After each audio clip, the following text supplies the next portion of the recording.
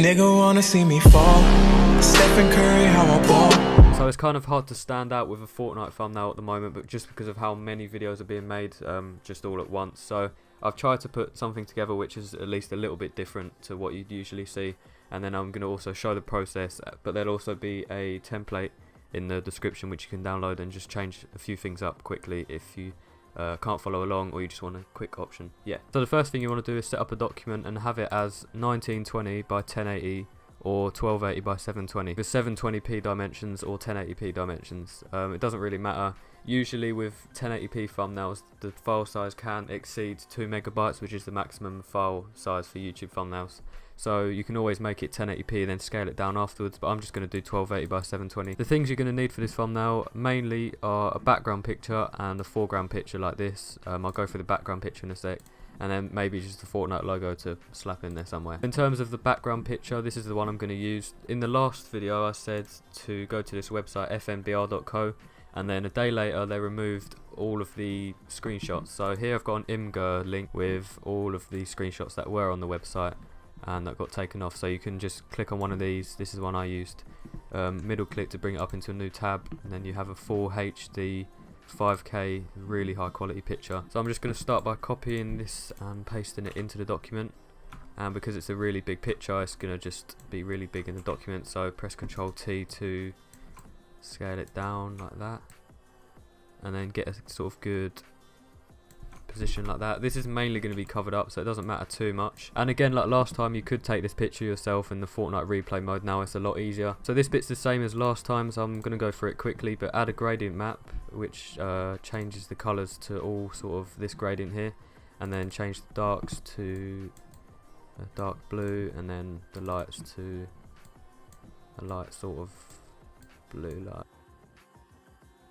And then after this I'm going to add a solid colour and just make it sort of in between the two blues that we chose. So this is going to be like the main background colour, and lower the opacity so you can sort of see the background through it. Now at the moment it looks a bit flat, the colours are sort of dulled down a little bit, so what I'm going to do is add a gradient like this, and it will just add a gradient on top which you can edit the settings of in this window here, the gradient fill window. So I'm going to change it from linear to radial, so it has a radial, which means just a circle gradient going from the middle outward, and then this window here is just the gradient that shows up here. So this end is black, which is the middle, and then this end is transparent, which is the outsides. So I'm just going to change this to black and white, so now you can see what it does, and then going to click this reverse button down here to reverse the colours. So now it's white in the middle and black on the outsides. And then I'm going to change the scale because I think it's a bit small, which just obviously increases the gradient size like that, and then hit OK. And then I'm going to change the blending mode of this gradient fill layer to overlay, and then what that will do is it will brighten the inside and darken the outside, and it's maybe a bit harsh, so lower the opacity a bit. So you can see this is before and this is after the gradient fill has been added, so you can just see it just pops out a bit more. Now I'm going to add the PNG of the render here, and this is where you can sort of take it your own way, or you can follow along with this with the template or whatever. So something you can do if you want to take it this way is take the picture in replay mode, and then using the pen tool or however you like, just cut around the image like this, and then eventually you'll get all the way around.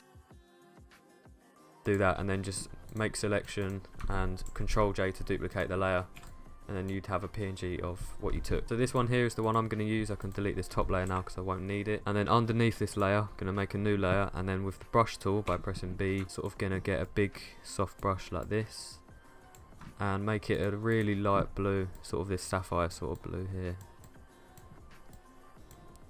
Okay, and just click in the middle like that. The main thing I'm going to try and make it look like is that there's a glow coming from behind the character. So that's the first thing I'm going to do here, and then I'm going to add a new layer on top of this, and then with a white brush, same softness, just a bit smaller like this.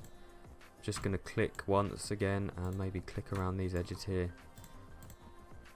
like that. So you want a sort of smaller but more dense glow than the first one. So this is really soft and big, and this one's sort of more concentrated around the edges. And then you could keep it like this. This is the good look to get it from white to blue.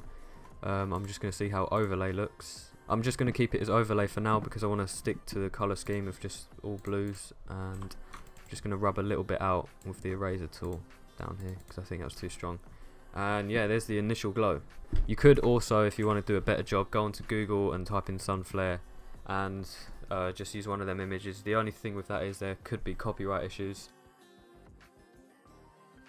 So I'm just going to use this one here and copy image, paste it in, and now because it's on a black background you can just set it straight to screen here, and then it will just take out the black background. And then you could also add them curves on top just to sort of get rid of this perimeter of circle there, like that, and then move this behind all these glows, I'd say, and make it bigger so the sun rays start to shine through. And I'm actually just going to put this on top of these glows here. And then just quickly to show you what you could do, I'm going to change the hue of it to the sort of bluey colour that we're using, so something like that. So now you can see this is before and this is after, so it's a lot more intense. There's sort of sun rays coming out now.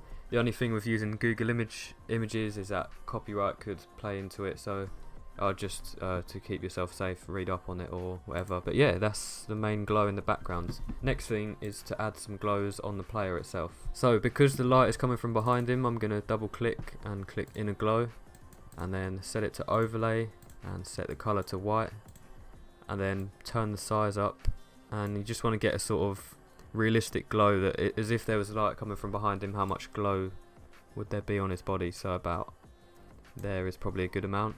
And then I'm also going to go to inner shadow and set it to screen, set it to this bluey colour here, and set the distance to 0 and put the size up like that, just so there's some coloured glow as well instead of just white.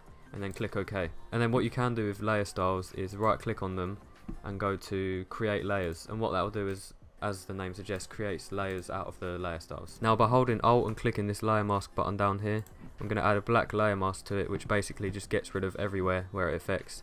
And I'm also going to do the same for this glow up here, just make a black layer mask. And then what I'm going to do is with the brush tool and set it to white, you can now paint over where you want the effect here to affect. So just where it looks good.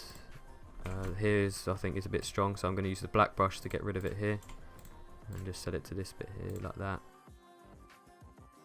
After this, I'm going to move this inner glow, this white one, above the blue one, and then do the same thing, just brush over where I think the white inner glow needs to be.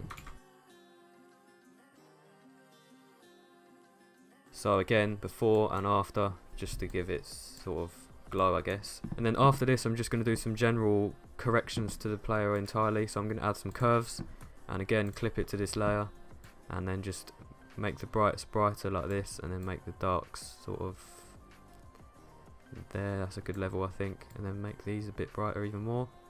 That looks good. And then add some color balance to it. Put the blues up and the cyans up, because that's the general color correction that we're going for here. And I also forgot to clip it to the layer just to make sure it doesn't affect anywhere else. So yeah, put these up here like that. Shadows, just put the blue shadows up and the cyans up, and then highlights, do the same thing. So after this has been added, you can see the difference between when it's applied and when it isn't. You can see it sort of has a red purpley tint before, which doesn't match the colour scheme that we're going for at all. So just adding the colour balance sort of makes it match even more. Now all that's left to do is, what I'm going to do is add this Fortnite logo into it, and make it on its own separate layer, not clipped to anything else. And then double click and set a white colour overlay to it, just so we can have that in the background. I'm also going to duplicate it by pressing Ctrl J, just so I have a backup of this layer, which is the highest quality it can go. And then I'm going to make this one here smaller, but also as big as it can possibly go to fit the edges of the thumbnail. And then put it behind everything, and it should, there you go, it should fit quite well. Now with these glows here, so what I didn't do with these glows here, which is you should always do, is set the blending mode to screen, because with glows they never really affect white areas, otherwise it gets this sort of mushy bluey effect. Yeah, so I'm just going to set the blending mode of this to screen, so now the white areas of the logo aren't affected, so you can sort of see it stand out a bit more. And then now I have this backup of this Fortnite logo here, I'm going to set this behind it and make it as big as possible, but so it fits vertically, so if you don't get what I mean, like this. And then I'm going to change this fill here to 0, which basically gets rid of the layer apart from the layer styles. So because there's a color overlay, there's no difference, but if you take this color overlay off, the layer goes invisible. So now what you can do is add layer styles to it, and the layer itself won't show, but the layer styles will. So I'm just going to change this to a white stroke like that, make it really small, and might change it to a cyan stroke as well. Or what I'm going to do is set it to a white stroke and then set it to overlay after. So this is a white stroke here, and I'm going to make a new layer and merge this new layer with this layer here. So this stroke here now becomes its own layer by itself. So now what you can do is set a blending mode to this as overlay, and there you go, just a subtle sort of background feature there. And with that, you're pretty much done. What you could do is add some final color corrections to it, I guess, but I'm just going to play around with a subtle color correction quickly. So all I've done is repeated these corrections on the player across the whole thing to just sort of blend it in and make the colors work better together, I guess. So I've added some curves to make it brighter in the areas and darker in the dark areas, and then color balance to sort of give it a blue tint, and I think this one should be good. Another thing, again, this was done in the last tutorial, so I didn't want to go through it, but you could do this border effect where you sort of use the polygonal lasso tool or pen tool to sort of crack the edges.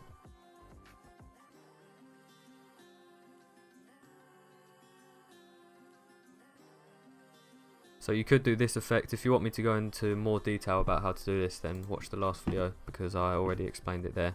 But now you've got the Fortnite text blending in with it a bit, so I'm just going to make that smaller. So what this border does is it sort of gives it the look that it should be cut off, but because this player is in front of it, it just makes the player sort of pop out of the background a bit more and sort of separates the two. But once you've done that, that's pretty much done. So let me know how you get on with it. I'm sorry this did go fast, but like I said in the last one, it's for people who know how to use Photoshop. So if you don't, then I'd recommend learning it and then coming back to this once you know how I'm doing everything, because it would just take too long to go through every shortcut and every tool that I'm using and what it does, and etc, etc. Saying that, if you do need any help, I'll answer in the comments or over at my Twitter is where I'm most active. But yeah, hope this did help. Let me know if you create anything with it.